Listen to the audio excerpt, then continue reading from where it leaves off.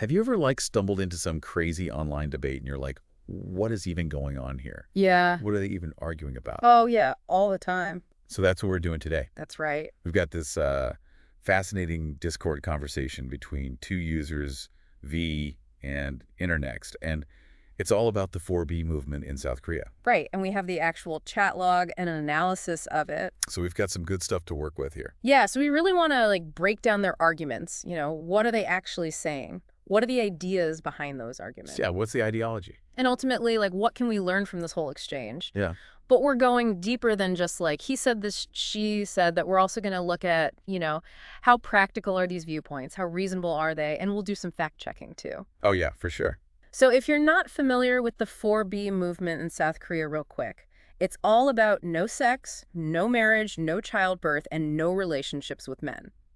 The four no's. Okay, so this conversation, it starts kind of the way a lot of online debates do, just out of the blue, someone mentions the anime solo leveling, Yeah. and V immediately brings up sexism in Korea. Right, it's all connected for them. And then INTERNEXT comes in with this super enthusiastic declaration, 4B movement goated. It's short and sweet. Yeah, and that's really what kicks off the whole back and forth. It's the spark that ignites the fire. And right away, V is not having it. Oh, yeah. First, it's this sarcastic gender essentialism, so go to do.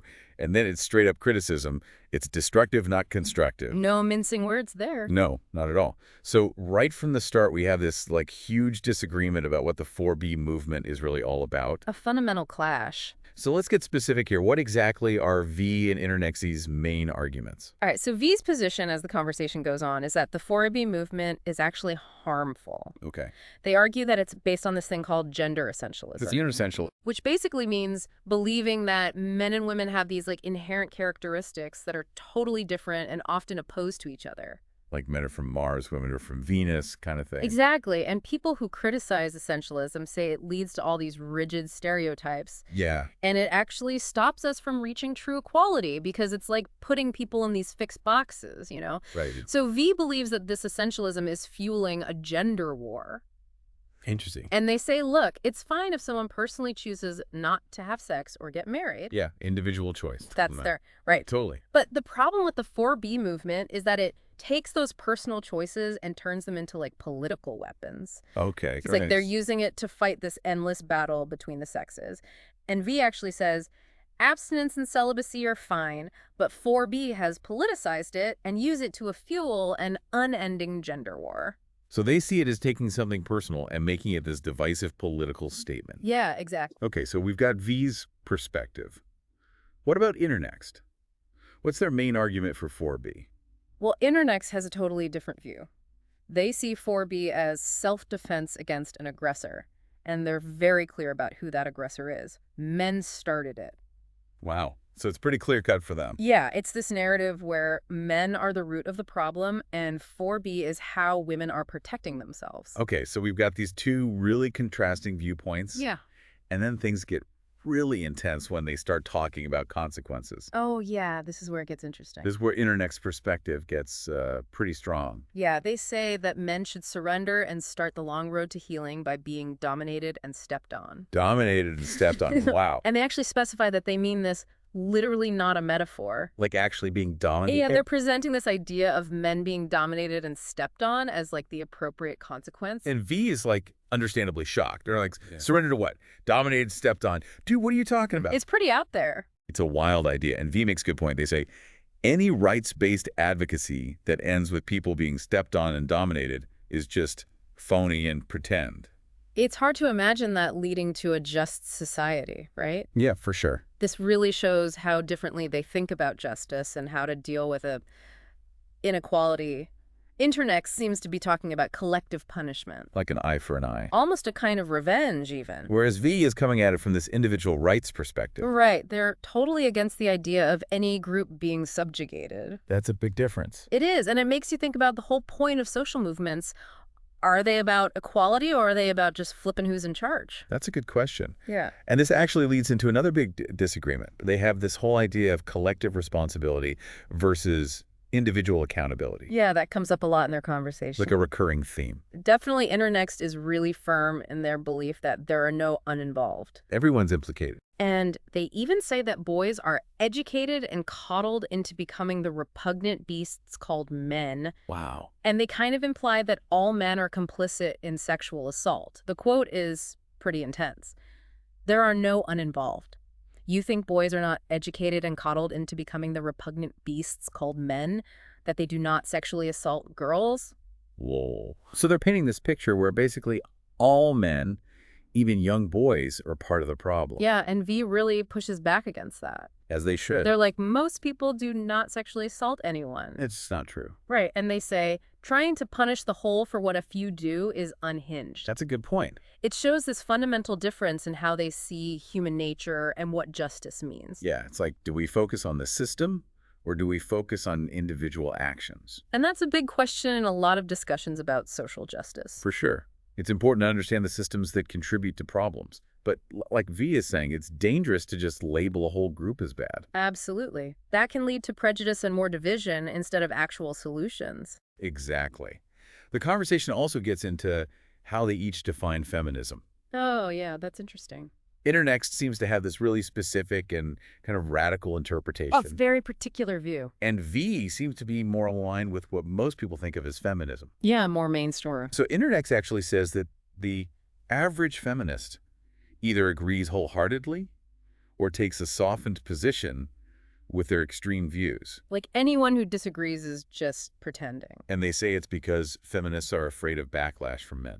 This is the quote. The average feminist either agrees wholeheartedly or takes a softened position to not arouse the reactionary crybaby fragile misogyny crash out that causes men to double down on their rape culture. Wow, they're basically saying if you don't fully support their radical ideas, you're either secretly on board or too scared to speak up.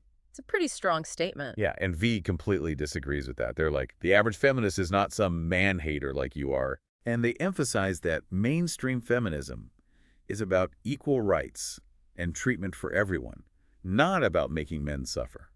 It's not about revenge. V says the average feminist does not want to see all men suffer. It's about equality. Yeah, so this shows a fundamental disagreement about the goals of feminism. Is it about equality or is it about punishing men? That's a big question. And INTERNEXT's view might be a sign that they're in an echo chamber where they don't really hear opposing opinions. It could be. While V's perspective seems more in line with the basic ideas of equality and fairness that most feminists believe in. Makes sense. Yeah. Okay, so let's think about how realistic these viewpoints are and if they could actually be harmful. INTERNEXT's vision of male domination, that doesn't really sound like a good future for anyone. I mean, realistically, it's just not going to happen. Yeah. And the analysis of the debate points out that if people actually tried to make this happen, it would probably lead to a ton of violence and chaos. It would be a disaster. And ethically, it's really messed up because they're advocating for an entire group of people to be subjugated just because of their gender. It's discrimination. Yeah, and if the 4B movement's political goals were anything like what INTERNEXT is saying, it would be incredibly divisive and could really hurt efforts for actual gender equality. It could backfire. Yeah, big time. And V is obviously critical of gender inequality. They want change. But they seem to be coming from a more like practical and constructive place. Right. They're thinking about real-world consequences. And they're specifically concerned about what some 4B communities are doing. Yeah, they bring up some examples that are pretty worrying. Like what? Well, they talk about how some groups are talking about using ID scanners to check people's biological sex before they can use public restrooms. Seriously. And they even mention using sex verification measures within their own groups, asking for pictures and videos of people's Adam's apples. That's so creepy. Yeah, and V's reaction says it all. This shit is not socially healthy. It shows how things can get really out of hand when movements become obsessed with separating people based on gender and controlling them based on their perceived biological sex. It's like they're creating their own problems. Exactly. Okay, so those examples are definitely a red flag. Now, what about the facts? We talked about sexism in South Korea, which is real, but are there other claims we should fact check? Yeah, so it's important to acknowledge that V's right about sexism being a big problem in South Korea. We're not dismissing that. There's lots of evidence and research to back that up. It's a real issue. When it comes to INTERNEXT claims about sexual assault, yeah, it's a serious problem everywhere. And statistically, men are the perpetrators most of the time. Well, that's But it's crucial to remember what V said: most men do not commit sexual assault. It's not fair to punish everyone for the actions of a few. Exactly. You can't use statistics to justify collective punishment or say that all men should be subjugated. That's just bad logic. And V also brought up mandatory military service for men in South Korea. Oh, right. How does that fit into all of this? Yeah, it's a good point. They said, you should also remember that Korea has a mandatory military conscription for all men above 18 that lasts around 2 years. A lot of them are already really pissed about this. If you push them even more, they are sure to rebel and enforce similar types of things on women. So they're saying that this mandatory service is already a sore spot for a lot of young men. Yeah, and if you start pushing for extreme gender separation, Mhm. or saying men should be dominated, it could cause a huge backlash and make things even worse. It could make the problem worse instead of better. Right. So taking all of that into account, the arguments, the ideologies, the potential for harm, the facts, how do we evaluate how reasonable V and INTERNEXT are being? Based on everything we've seen, V's arguments are way more reasonable. Okay. They're logical, they're based on ethical principles of equality and individual responsibility, and they actually consider the real-world consequences of these ideas. They're thinking it through. Yeah, they're not just being reactionary. And what about INTERNEXT?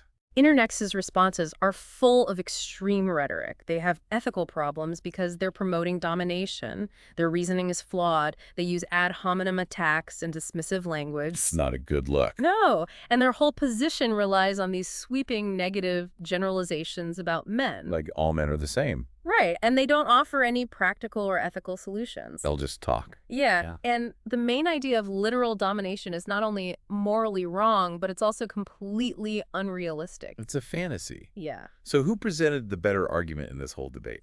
I think it's pretty clear that V's argument was much stronger and more reasonable. They won the debate. And even though winning an online argument isn't everything, when you look at the logic, the ethics, the practicality, and the facts, V's position is just much more solid. It makes more sense. Yeah, INTERNEXT arguments fall apart because they're so extreme, they use bad logic, and they promote solutions that would actually be harmful. It's all about the nuance. Okay, so as we wrap up this deep dive into this Discord debate, what are the key takeaways from V and INTERNEXT's discussion about the 4B movement?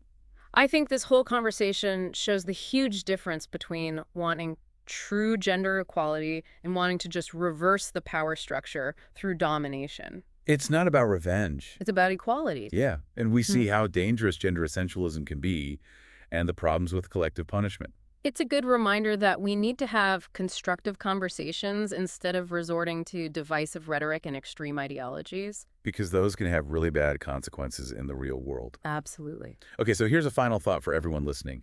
Yeah. In a world that's still dealing with so much inequality, how do we make sure that movements for justice don't end up creating new forms of division and harm? That's a really important question. And what is our responsibility in challenging extreme viewpoints online and encouraging more productive conversations about these complicated social issues? Those are things we all need to think about. So we encourage you to think about the different perspectives we discussed today and consider how they relate to your own understanding of gender dynamics and how we can create real social change. It's a conversation that needs to continue.